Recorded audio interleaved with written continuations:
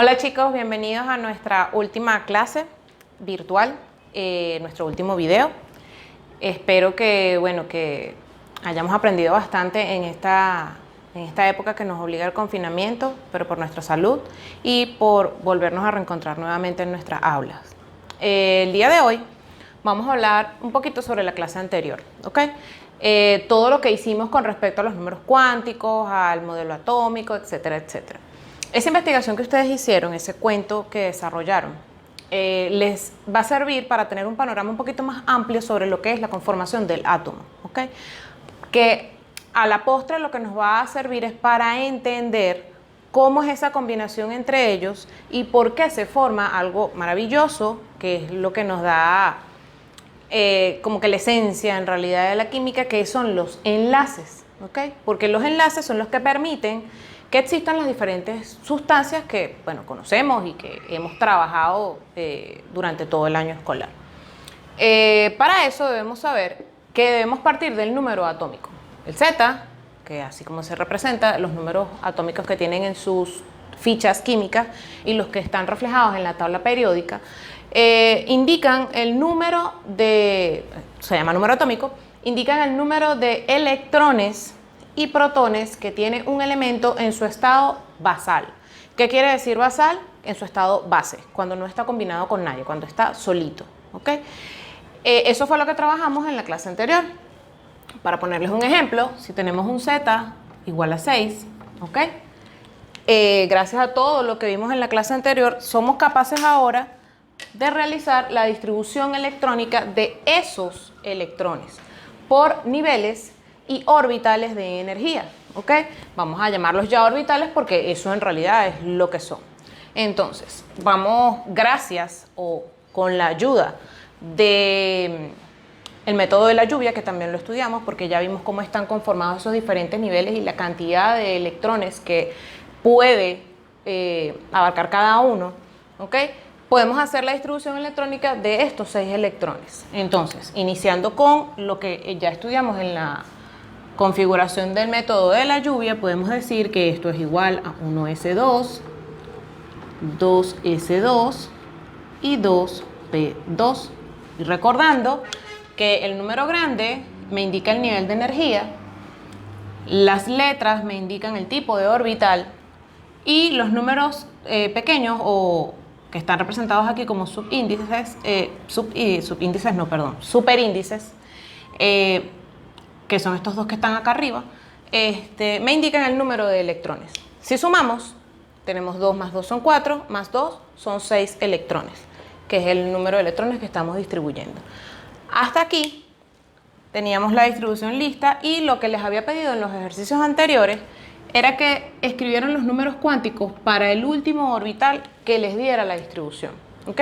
En muchos casos, a unos los terminaban en P, otros terminaban en D, otros terminaban en S, ¿ok?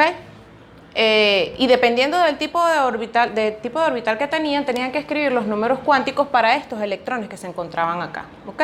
En este caso, por ejemplo, podemos escribir que los números cuánticos para este orbital que aparece al final, en el que tenemos 2 electrones, sabemos que el número cuántico principal es 2, porque es el número que me da el número cuántico principal, que es el número del nivel de energía. Por la letra, por el tipo de orbital, puedo saber que esto es igual a 1, el número secundario, porque el número secundario, si fuese 0, es para la representación de orbital S, pero como este termina en P, el número cuántico secundario en este caso para esta distribución de estos electrones es 1. Como es 1, el número cuántico, el tercer número cuántico, que está relacionado con el M, va a tomar valores desde menos L hasta L. Como tengo 2 electrones nada más, tengo 6 posibilidades de escribirlo. Yo voy a tomar que esto va a ser 1, ¿ok? Y el número cuántico es pi, 1/2. Esto para un electrón. Para el otro electrón, porque aquí hay 2, ¿ok? Para el otro electrón, vamos a colocar esto entre paréntesis y ponemos, si quieren, electrón 1. Para el electrón 2, tenemos que el número cuántico principal es el mismo porque está en el mismo nivel de energía. El número secundario es el mismo también porque es el mismo orbital. Y aquí el número cuántico número 3 o el tercer número cuántico o el m, podemos darle valor que querramos dentro del marco de entre -1 y 1, dentro de ese rango, ¿ok? Yo voy a seguir con esta configuración de 1, ¿ok? Y al último le voy a cambiar el spin por un medio, ¿ok? ¿Qué va a pasar? Yo pude haber escrito estos números cuánticos, pero también pude haber escrito, por ejemplo, 2, 1, menos 1, un medio, para uno, por ejemplo. Y para el otro también pude haber escrito 1, 0, menos un medio. ¿Por qué todas esas posibilidades son correctas? Porque solo hay 2 electrones, o sea, no están los 6 completos, ¿ok? Y porque toda esta configuración de números cuánticos son válidos para este orbital, ¿ok? Pero ¿cómo en realidad sé yo si estoy escribiendo los correctos o no? Si se dieron cuenta, cuando hicieron su investigación, pudieron observar que habían diferentes científicos que daban su opinión al respecto de la configuración del átomo.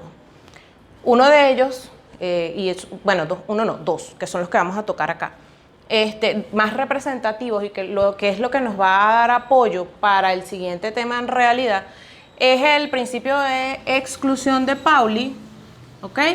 Y el de máxima multiplicidad de Hund, o también conocido como regla de Hund, ¿ok? En el caso de Pauli, el principio de exclusión de Pauli habla de que 2 electrones de un átomo no pueden tener los mismos números cuánticos, ¿ok? Es decir, vamos a quedarnos con la configuración que tenemos inicialmente, no sé por qué la borré, pero bueno, vamos a volverla a escribir rapidito.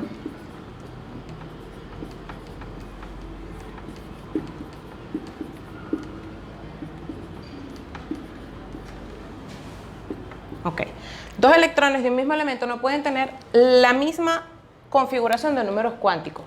Lo que generalmente en un mismo orbital le da el cambio a esa configuración de electrones es el spin, que es el último número, ¿ok? Porque en este caso yo estoy tomando ya los 2 electrones que estarían en el orbital, por ejemplo, px, ¿ok? Y ya estoy considerando los 2 giros, es decir, uno está girando en el sentido de las agujas del reloj y el otro está girando al revés, ¿ok? Pero, ¿cómo sé si en realidad eso es así? Ahí es en donde entra entonces el la regla de Hund, o la máxima multiplicidad de Hund. Sabemos también, ya por lo que vimos anteriormente, que cada orbital tiene organizados los electrones por pares, ¿ok? Y dependiendo del tipo de orbital que sea, voy a tener un solo par, voy a tener 3 pares, voy a tener 5 o voy a tener 7. Por ejemplo, si estoy hablando del orbital S, voy a tener un solo par. Si estoy hablando del orbital P, voy a tener 3 pares, porque tengo PX, PY y PZ. Si estoy hablando del orbital D, allí tengo 5 configuraciones diferentes, por lo tanto voy a tener 5 pares. Y en el caso del F, voy a tener 7 configuraciones diferentes, por lo tanto voy a tener 7 pares, ¿ok? ¿Qué es lo que hace Hund? Hund aplica la organización por cajitas. ¿Ok? ¿Por qué por cajitas? Porque en cada cajita va a haber un par de electrones. ¿Por qué estos 2 señores están relacionados? Fíjense, vamos a hacer el ejercicio. Vamos a distribuir estos electrones en un orbital molecular de cajas, que es lo que vamos a ver a continuación. Ya nosotros sabemos que en el 1s solo caben 2 electrones, hacemos una cajita. En el 2s solo caben 2 electrones, hacemos otra cajita. Y en el 2p caben 6 electrones, por lo tanto aquí tenemos otra cajita, pero dividida en 3. ¿Por qué en 3? Porque tenemos PX, PY y PZ, que es la configuración de acuerdo a lo que vimos en la clase anterior. Entonces, ¿qué es lo que vamos a hacer aquí? Procedemos a llenar cada uno de los orbitales con la cantidad de electrones que aparece en la distribución. En este caso, en el 1s hay 2 electrones, y ya yo sé por el spin que uno gira en el sentido de las agujas del reloj y el otro gira al contrario, ¿ok? En el caso del 2s tenemos lo mismo, 2 electrones, entonces ya yo sé que uno gira en el sentido de las agujas del reloj y el otro gira en el sentido contrario de las agujas del reloj. ¿Qué pasa en el 2p? En el 2p yo tengo aquí las 3 cajitas. Entonces, ¿cuáles son las opciones para organizar esos dos electrones que pudiera tener? Les voy a mostrar los ejemplos. Y les voy a decir cuál es el correcto. O sea, yo pudiera, por ejemplo, colocar un electrón aquí y un electrón aquí. ¿Ok? También pudiera colocar los dos electrones en la primera cajita, así. O pudiera colocar los electrones así. ¿Verdad? Pero, como ustedes ya vieron la clase, porque ya yo se las expliqué y ya les dije, y les había hablado de que existe un spin que gira en un sentido y el otro gira al contrario, ¿ok? Para darle estabilidad a ese átomo, ya sabemos de primera mano que esta no es correcta, ¿ok? Porque los dos están en el mismo sentido y no hay electrones que giren en el mismo sentido, ¿ok? Entonces esa de antemano está descartada. ¿Qué pasa? Esta que está acá, ok, yo pudiera tener ya los electrones en una sola cajita. Pero, ¿qué va a pasar? Tengo espacio en el resto de los orbitales. Y si recordamos, estos electrones tienen la misma carga, que es negativa. Entonces, si ellos tienen el espacio para estar en otro orbital, o no en otro orbital, si tienen la disponibilidad de estar en otro espacio, es mejor dicho, el electrón lo va a hacer porque se va a sentir más cómodo. Y a esto es a lo que va la regla de Hund. El elemento tendrá más estabilidad si los electrones se encuentran paralelos en un mismo orbital. Esa es la configuración o la disposición de los electrones en un orbital que le dan más estabilidad a ese átomo. Ojo, estamos hablando de si es el caso. En este caso sí lo es, porque tenemos dos electrones y aquí en el orbital P nos caben hasta 6, ¿ok? Entonces, esta configuración que está aquí no estaría cumpliendo con la regla de Hund. Por lo tanto, esta configuración tampoco es correcta. En el caso de esta, que fue la que coloqué aquí estamos respetando las dos reglas que les acabo de nombrar, las de Pauli y las de Hund. Pauli ya me dice que los electrones no pueden tener los mismos números cuánticos. Aquí estoy violando esa ley, por eso es que esa no es válida, ¿ok? Porque aquí estos dos serían, por ejemplo, 2, 1, 1, un medio, y este también sería un medio aquí, no sería al contrario, porque está en la misma dirección. Entonces eso es incorrecto. En el caso de la máxima multiplicidad de Hund, es lo que les estoy diciendo, que el estado más estable para un elemento que tenga disponibilidad de espacio de electrones va a ser el que tenga más electrones con el spin paralelo. ¿Qué quiere decir eso? Que los spines giren en el mismo sentido, ¿sí? Pero en diferentes posiciones del orbital, ¿ok? Entonces, una vez aclarado esto, vamos a escribir nuevamente los números cuánticos para estos dos electrones, ya sabiendo la regla de Hund y la regla de Pauli. Entonces, borramos acá. Y si se fijan, tenemos las tres cajitas. Esas tres cajitas, ¿qué es lo que me van a representar? El 1, el 0 y el menos 1 del número cuántico número 3 o del tercer número cuántico o del número cuántico magnético, que es el M.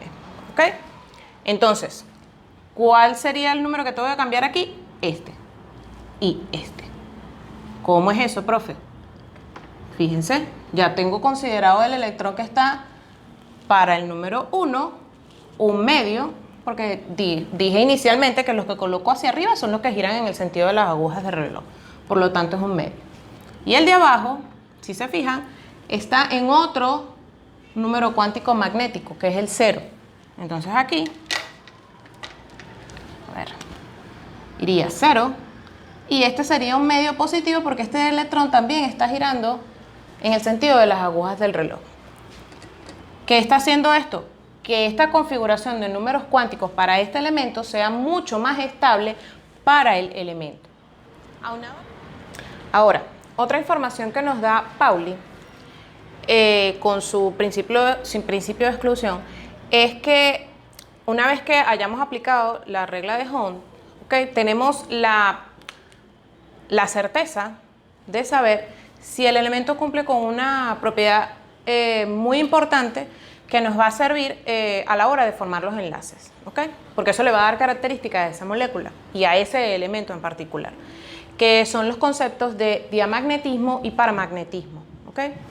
Si los electrones del último orbital de la distribución están en paralelo, ¿ok? Lo que nos quiere decir es que este elemento es paramagnético. ¿Qué quiere decir paramagnético?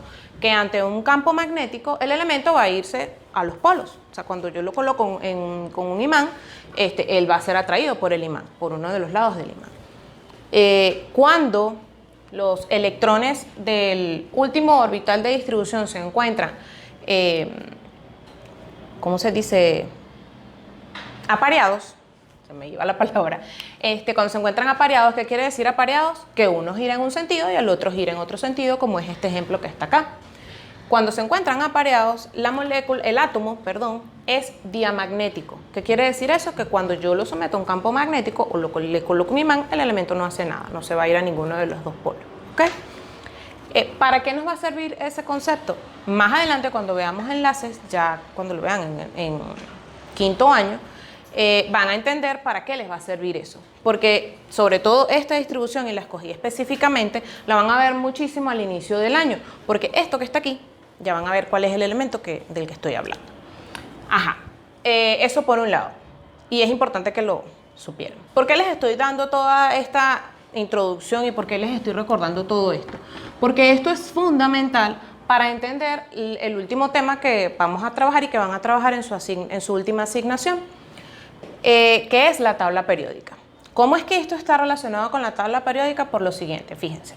Una vez que ya yo hago mi distribución electrónica, además de darme la información de cómo están configurados los números cuánticos, de cómo están distribuidos en el modelo de distribución por orbitales, de qué más les había dicho hasta ahora, sí, de esas dos cositas, yo puedo saber la ubicación exacta de ese elemento dentro de la tabla periódica y así saber qué elemento es el que estoy distribuyendo sin necesidad de buscar la tabla y ver, mira, el Z6 es no. Con esta información yo puedo saber qué elemento está ahí, en qué grupo y en qué periodo está. Para eso vamos a hablar un poquito y vamos a borrar acá sobre esto que está aquí. Esto que está acá es una representación simbólica de la tabla periódica, ¿ok? La tabla periódica está organizada por dos grandes bloques, ¿ok? El primero, ¿ok?, en donde se encuentran los elementos representativos y los metales de transición. Los elementos representativos están representados con estos dos numeritos, el 1 y el 2, que están en verde. Todos estos elementos que están acá y estos que están en rosado, 13, 14, 15, 16, 17, todo este bloque de acá, lo conforman los elementos representativos. Los que están en azul es el bloque de los metales de transición. Y la última parte de la tabla, que son los que están acá abajo, son conocidos como la serie de los lantánidos y los actínidos, o también conocidos como tierras raras, ¿ok? También la tabla periódica tiene un último bloquecito aquí atrás que no se los dije, pero ya se los digo, son los gases nobles, que están de otro color, porque bueno, ya les voy a explicar lo que viene a continuación. La tabla, voy a poner esto por acá, la tabla está organizada por grupos y periodos, ¿ok? Existen tres formas hasta ahora de organizar la tabla periódica. Está la estadounidense, la europea y la UPAC, que últimamente modernizó. La europea, no, vamos a empezar con la estadounidense. La estadounidense indica que hay dos grandes grupos, el A y el B. En el A se encuentran los elementos representativos, que son los bloques que ya les dije, ¿okay? Y en el B, los metales de transición, ¿okay? En el caso de la europea es al revés.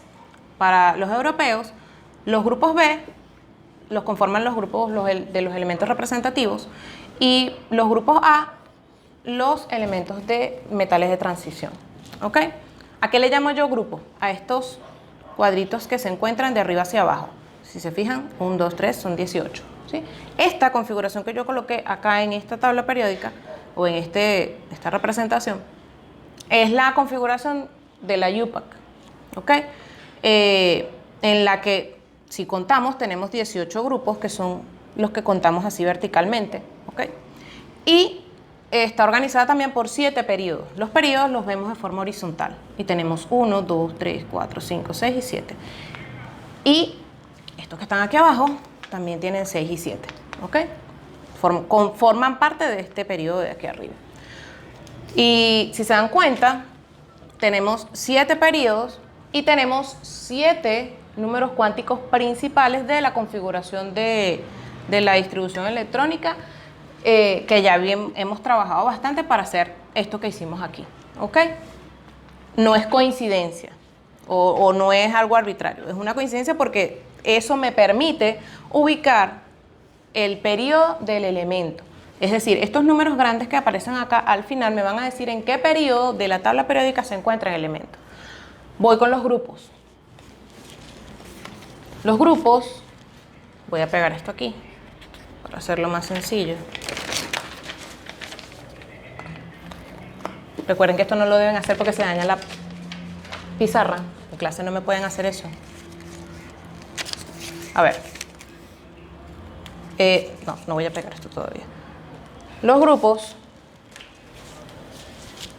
están divididos de acuerdo a el orbital que prevalece en la última distribución. ¿Por qué fue mi insistencia en que hicieran los números cuánticos del último orbital que les aparecía aquí? Porque ese orbital está relacionado con la ubicación del elemento.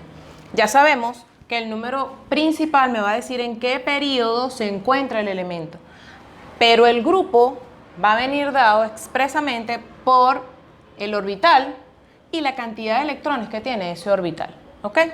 Por ejemplo, estos dos grupos que están aquí, el 1 y el 2, son conocidos como el grupo S de la tabla periódica, porque todas las configuraciones electrónicas de los elementos que ocupan esos dos grupos terminan en S.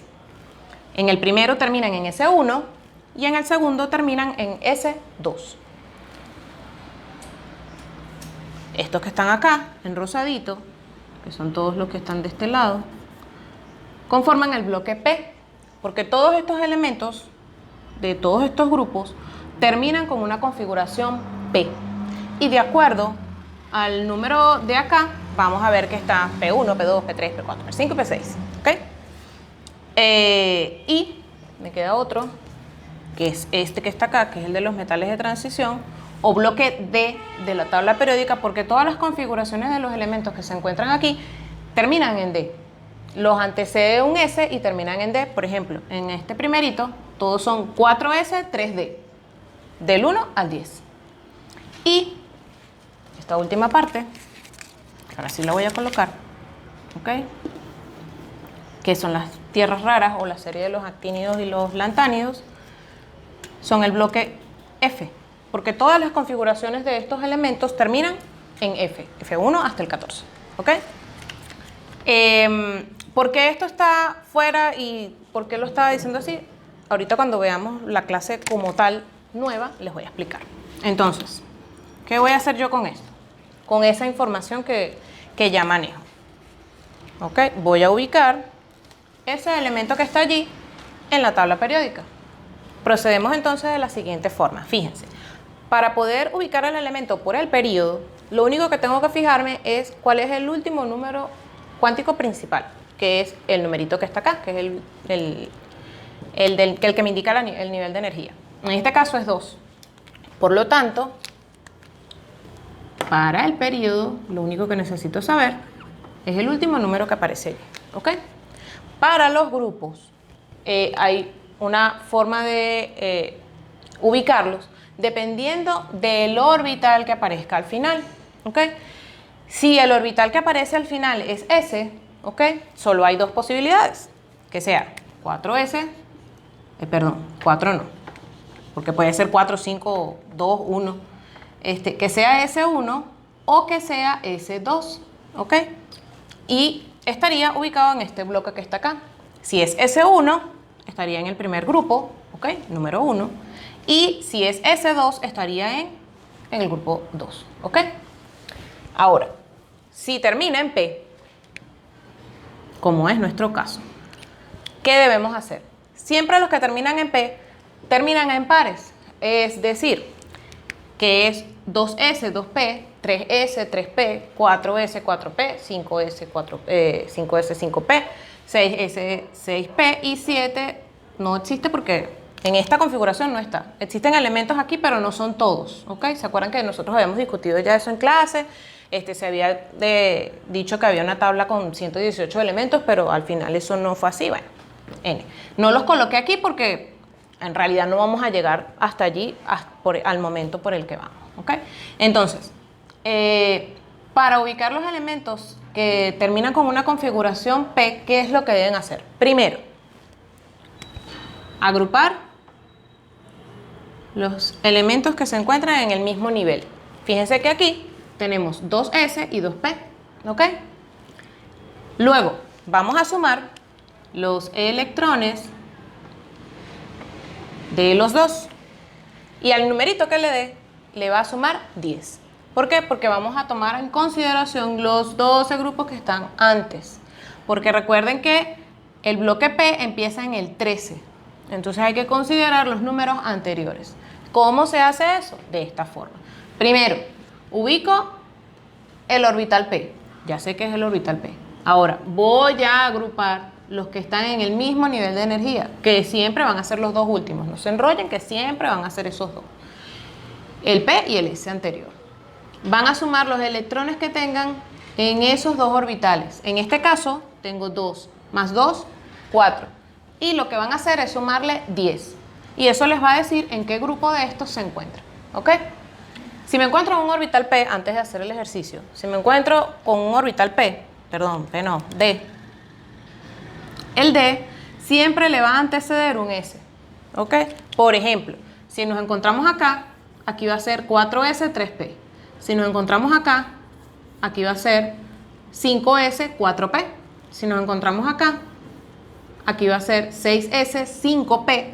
Y si nos encontramos aquí, aquí va a ser 7S, 6P. Siempre la P no, perdón, D. Vuelvo a repetir, disculpen. Aquí, 4S, 3D, 5S, 4D, 6S, 5D y 7S, 6D. Eso siempre va a estar así. ¿Qué van a hacer allí? Van a sumar los electrones que aparezcan en esos dos. Por ejemplo, si tenemos 5S, 4D y aquí tienen 3 y aquí tienen 2, lo que tienen que hacer para saber en qué grupo se encuentra es sumar estos dos. ¿Ok? 3 más 2 son 5. Este elemento se encuentra aquí. ¿Ok? ¿Vamos bien? De todas maneras, no se enrollen que esto no va a ser complicado, porque ustedes no van a usar nunca números tan grandes. ¿Ok? A ver, vamos con este ejercicio. Ah, bueno, y el último bloque, si terminan en F, pues están en el bloque de los grupitos de aquí abajo, que fue la que quité. Vamos a volver al ejercicio. Recapitulando, dijimos que estaba en el periodo 2 porque es el nivel de energía más alto. Ahora vamos a ver el grupo. El grupo me lo va a decir el orbital en el que termine. ¿Qué orbital termina? En un orbital tipo P. ¿Ok? ¿Qué tengo que hacer?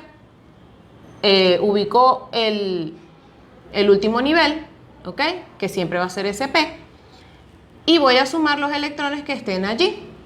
En este caso es 2 más 2, 4. Y a ese número le sumo 10. Es decir, que el grupo de este elemento es el 14. Y este señor, ¿cómo lo voy a ubicar en la tabla? Periodo 2 se encuentra en este periodo, ¿ok? Grupo 14. Periodo 2, grupo 14, el elemento se encuentra aquí. Y este señor que está aquí es el carbono. Vamos a verificarlo. En esta tabla periódica, si se fijan, grupo 14, periodo 2, señor, carbono. ¿Ok? Para esto es para lo que me sirve, o para esto no. Esta es una de las cosas para los que me sirve la distribución electrónica. ¿Ok? Con la distribución electrónica puedo saber, además de la ubicación, el comportamiento que va a tener ese elemento, porque eso me lo va a decir la distribución.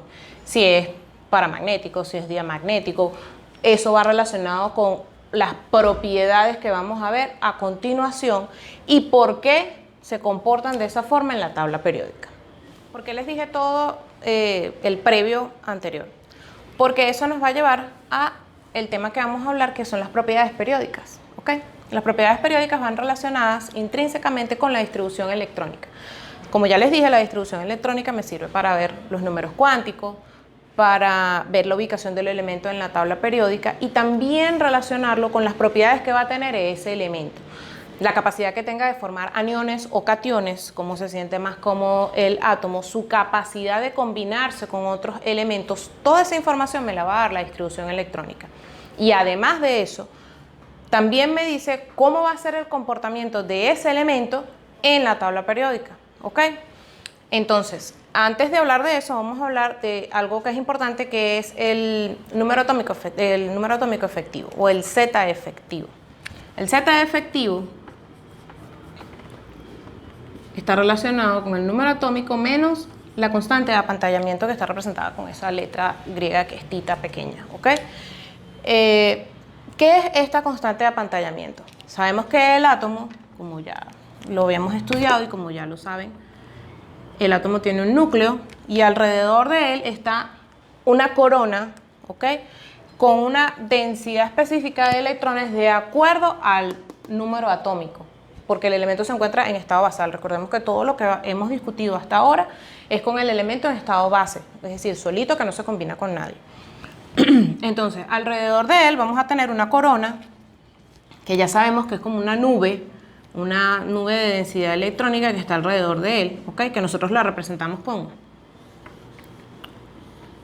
con estos circulitos. Pero acuérdense por lo que ya vimos con Schrödinger, que no es una órbita en específico, sino que más bien es como una nube de densidad electrónica, ¿ok? ¿Qué va a pasar? Vamos a hacerlo mejor.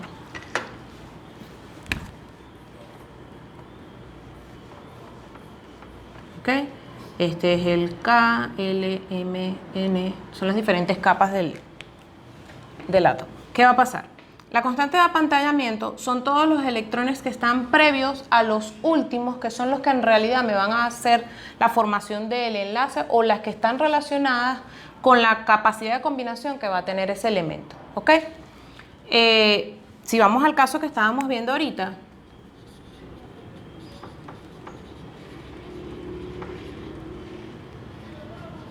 que ya sabemos que el elemento es el carbono, ¿ok? Si vamos al caso que vamos a ver ahorita, los electrones que conforman los que van a formar el enlace, que de ahora en adelante los vamos a llamar electrones de valencia, son los que están más externos, ¿ok? Y los que están más externos están apantallados por los electrones que les anteceden. ¿Qué quiere decir eso? Que estos electrones que se encuentran en la primera capa van a estar muy cerquita del núcleo, y a medida que yo me vaya alejando del núcleo voy a sentir la pantalla o el efecto de pantalla, o sea que ellos van como que a bloquear esa intensidad de atracción que van a sentir los electrones de las capas más externas con el núcleo, ¿ok? A medida que eso vaya pasando, es decir, a medida que yo vaya aumentando de nivel, ¿ok? El último electrón que se encuentra en la capa de valencia, ¿ok? ¿Qué va a pasar? Ese electrón va a sentir muchísimo menos la atracción que un electrón que esté como por ejemplo por acá, ¿ok? O que esté en la primera capa. Este electrón va a sentir muchísima atracción hacia el núcleo. Recordemos que el núcleo es positivo, ¿ok? Tiene neutrones y tiene protones, mayor cantidad de carga positiva concentrada. Y recordemos que los electrones son negativos. Es decir, este electrón que está acá va a sentir muchísima más fuerza de atracción hacia el núcleo que el que está, por ejemplo, en este nivel de acá, ¿ok? Por lo tanto, todos los electrones que anteceden a la capa de valencia van a hacer pantalla a ese electrón, ¿ok? ¿Por qué es importante que sepan este concepto? Porque de eso va a depender las diferentes propiedades que vamos a ver a continuación. Vamos a empezar con algo que se llama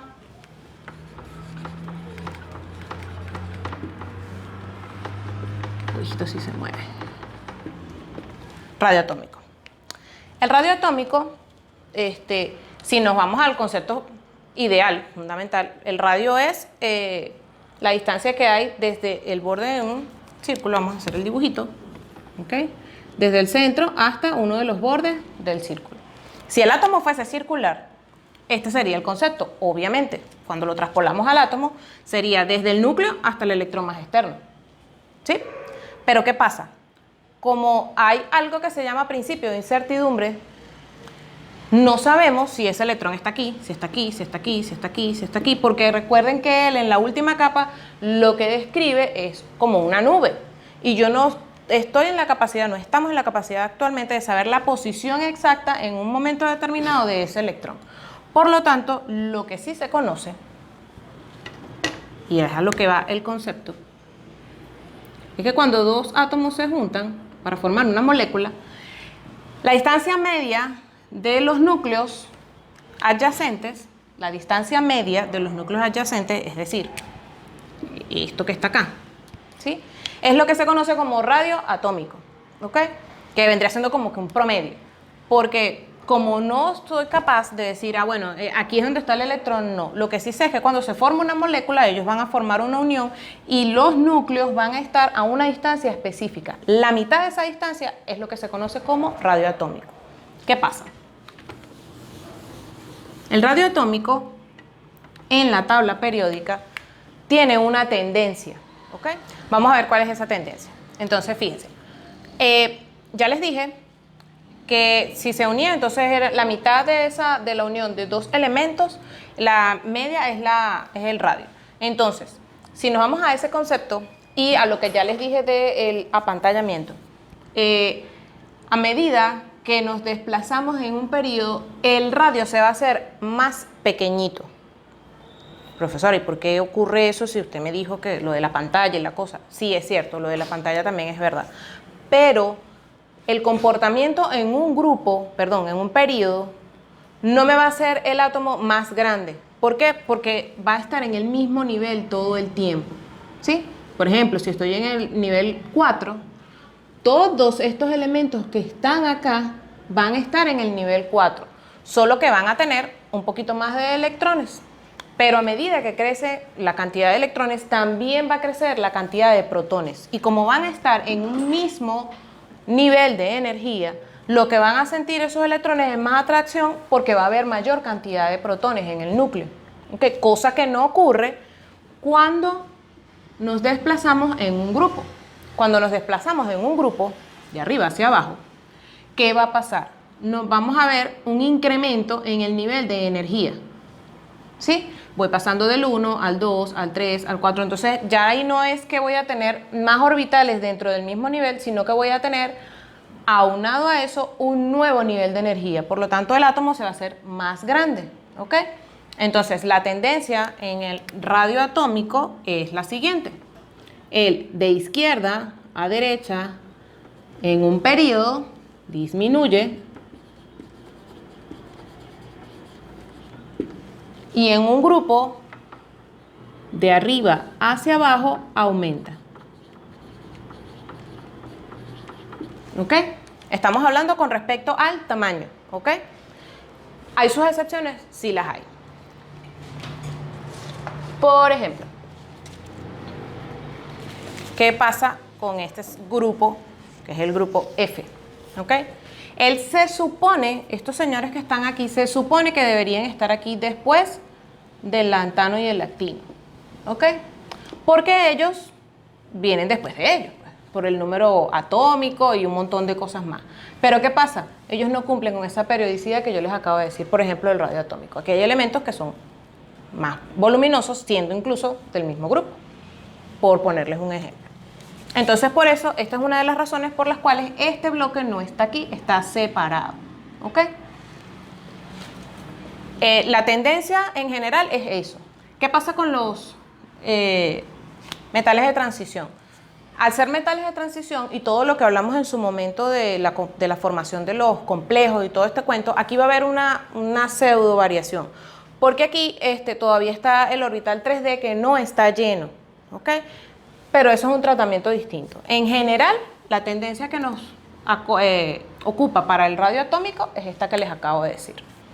Otra de las propiedades que vamos a ver, ya he visto radio atómico, es con rojo para seguir la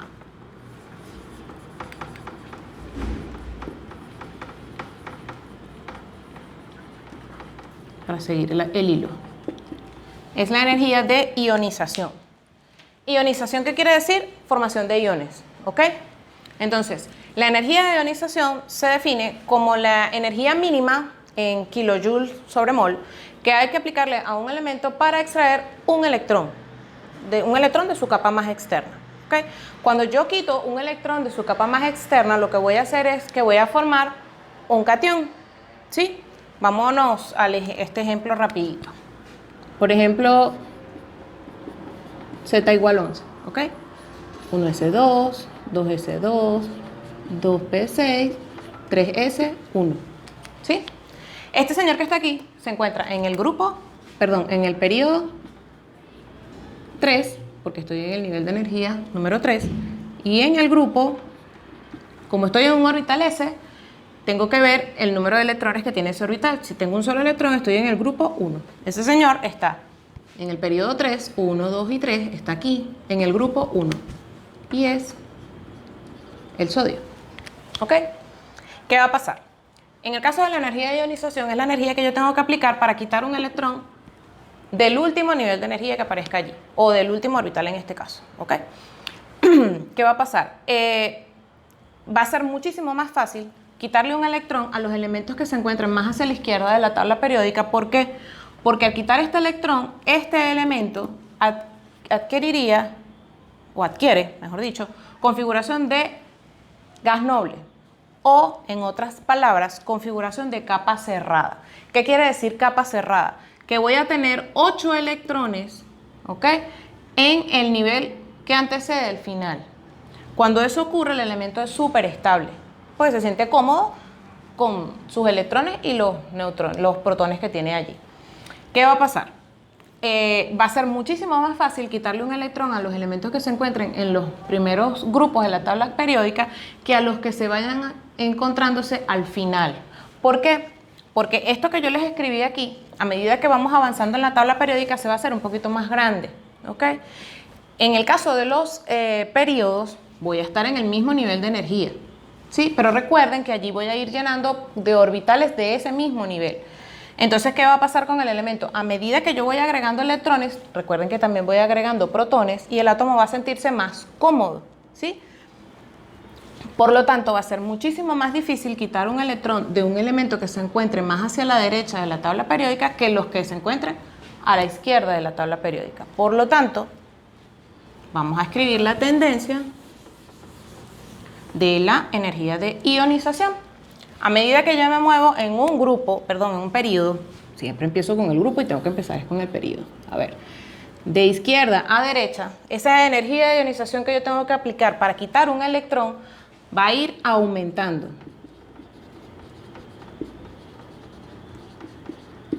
¿Ok? Y si me muevo en un grupo, vamos a ver, a analizar qué ocurre. Si me muevo en un grupo, además de ir aumentando el nivel de energía, va a verse un poquito más voluminoso el átomo, ¿ok?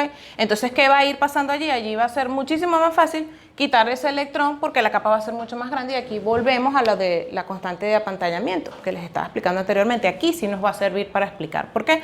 Porque esa constante va a ser más grande y lo va a sentir menos, esa energía esa atracción de ese último electrón con el núcleo va a ser muchísimo más pequeña. Por lo tanto, a medida que bajamos en un grupo, esa energía de ionización va a disminuir. Es decir, va a ser mucho más fácil quitarle un electrón a un elemento que se encuentre en un grupo 6, perdón, en el grupo 4 va a ser más fácil quitarle un electrón al que se encuentre en el periodo 6 que al que se encuentre en el periodo 4, por ejemplo. ¿Ok? Esta es la tendencia que va a tener en el caso de la energía de ionización. Vamos con el último. Ah, no, me quedan dos más. Vamos a hablar de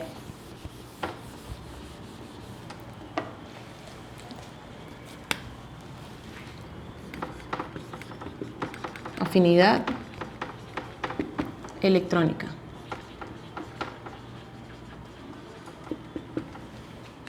Ok, la afinidad electrónica es el cambio de energía, okay, que va a verse o a sentirse, cuando un elemento en estado gaseoso acepta un electrón para convertirse en un anión. Los elementos que tienen más tendencia a convertirse en aniones son los que se encuentran más hacia la derecha de la tabla periódica. ¿Okay? Esa energía va a ser mucho mayor acá que aquí, porque, tomando el ejemplo nuevamente del sodio, que ya sabemos que es sodio, Z igual 11,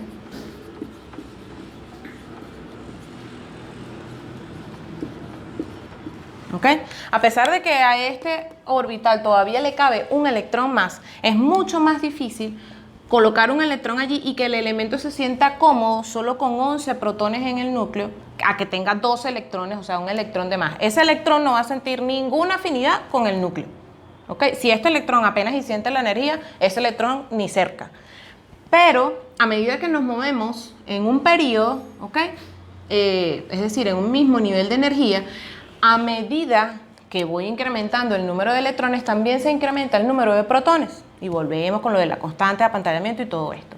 Pero es mucho más factible que el elemento se sienta cómodo con un electrón de más en este lado de la tabla periódica que en este lado.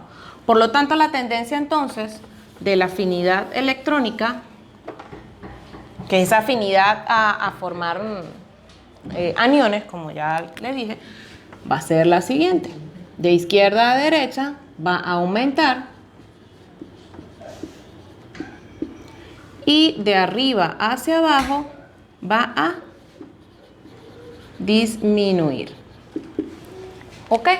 Porque ¿qué va a pasar en un periodo?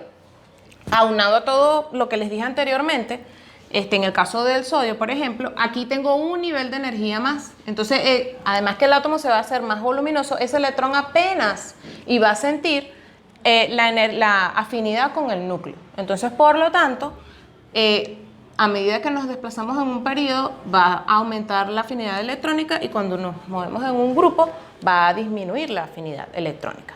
Vamos con la propiedad que nos falta y terminamos.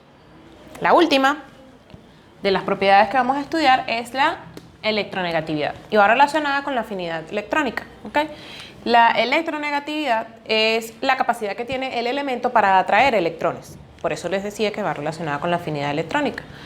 Mientras el elemento tenga mayor comodidad aceptando electrones, mayor afinidad electrónica va a tener. Por lo tanto, el comportamiento o la tendencia de esta propiedad va a ser igual que la de la afinidad electrónica. Un elemento va a ser más electronegativo a medida que se encuentre más hacia la derecha de la tabla periódica.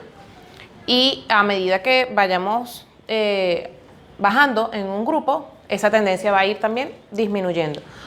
Porque lo que les expliqué anteriormente, el elemento se va a hacer más voluminoso y va a ser mucho más difícil meter ese electrón allí de más, porque no va a sentir ninguna atracción o la atracción va a ser mínima con el núcleo. ¿Ok? Entonces, en un periodo, es decir, de izquierda a derecha, la electronegatividad aumenta y en un periodo, perdón, en un grupo, y darle, en un grupo disminuye.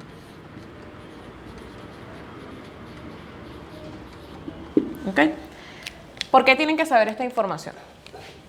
Porque de los pares de elementos que tenían en el ejercicio anterior, es decir, de la clase anterior, van a tener que hacer la comparación con las 4 propiedades. Ese va a ser el ejercicio. ¿Ok? De todas maneras, en el Classroom va a estar todo explicado. Bueno, de hecho lo van a saber, porque cuando vean este video ya van a ver las instrucciones. Uno de los ejercicios que van a hacer es eso, comparar todas las propiedades periódicas que ya expliqué de esos 2 elementos que les correspondió a cada uno en su ejercitación de la clase anterior. En el caso de los que fueron a remediales, van a hacer la comparación de los 2 elementos que les tocaron en los remediales. ¿Ok? Y bueno, van a hacer otro ejercicio, pero ese se los explico con mayor detenimiento en el Classroom, no me voy a extender aquí con eso. Esto es todo lo que va para esta actividad, ¿ok? Y bueno, quería decirles que se esforzaran bastante con esta actividad. Sé que es la última, ¿ok? Pero el hecho de que sea la última y el hecho de que sea un juego no quiere decir que me van a hacer un juego de memoria, que me van a hacer un crucigrama, que me van a hacer una sopa de letras, porque la idea es que con todos estos conocimientos que ahora manejan, ¿ok?, hagan algo no elaboradísimo, pero algo que sí en verdad represente el trabajo y el tema que estamos trabajando, ¿ok? Fíjense que tienen muchísimo material, ¿ok? Fíjense que les traje aquí un ejemplo de también lo que pudieran hacer, les estoy dando tips.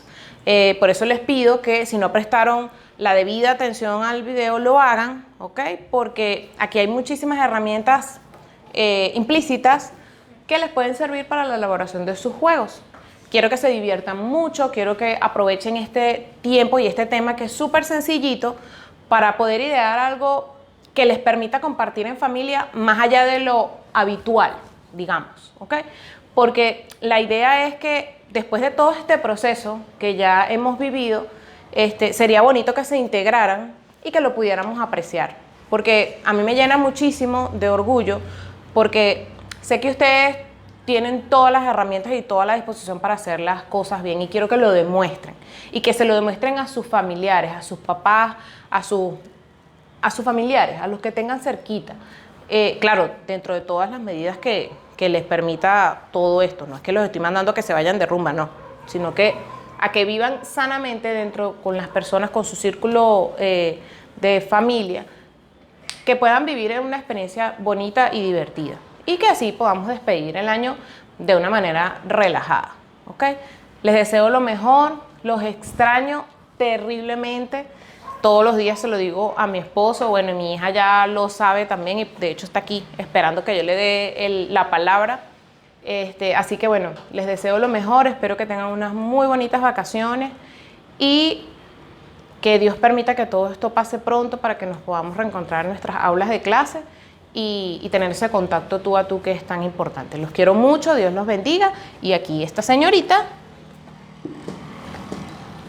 se va a despedir de ustedes porque como este es el último video, ¿verdad?